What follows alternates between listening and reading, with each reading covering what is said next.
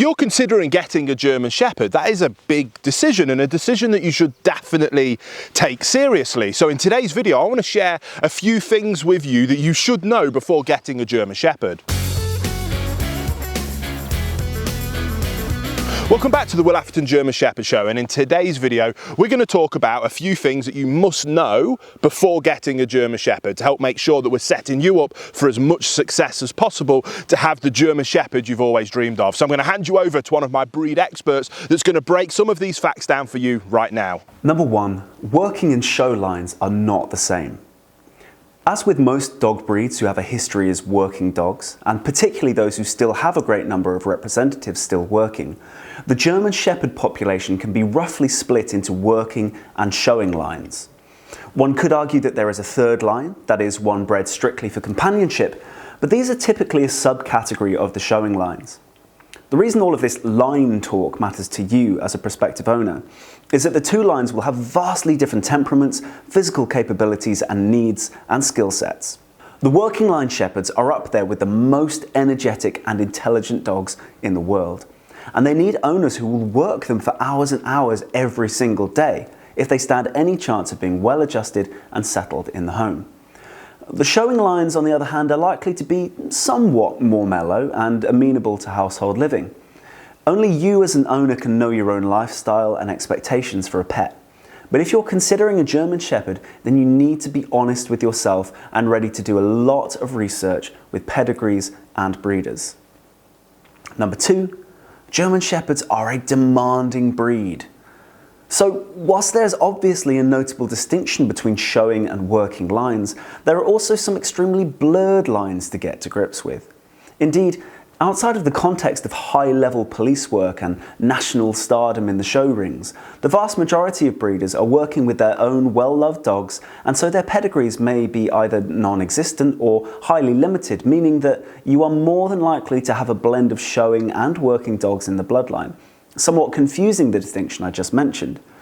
As a result, most German Shepherds you will come across as a prospective owner have elements of both.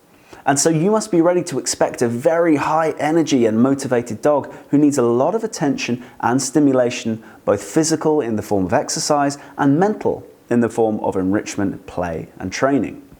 If they don't get adequate engagement from you, they will entertain themselves with relentless barking, spinning and destruction of your favourite sofa.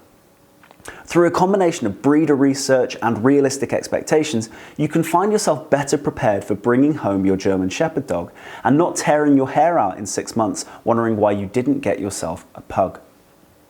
Number three, pure showing lines are not without their issues. Those seeking a family pet or personal companion, or indeed those with an interest in taking their puppy to Crufts or Westminster one day, will inevitably lean more towards showing or bench-bred lines. They can expect their breeders to have extensively health tested and temperament tested their dogs and their puppies, and to have a solid bloodline of healthy and stable dogs to their name.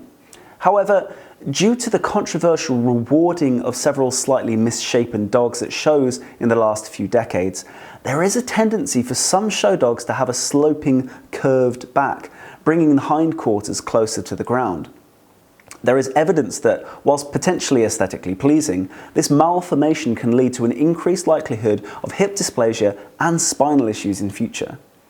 In 2016, there was uproar as the winner of Best in Breed at Crufts had an excessively sloping back, despite the fact that the breed standard still states that a straight back is required and that the only permissible sloping is at the croup or buttock area above the tail.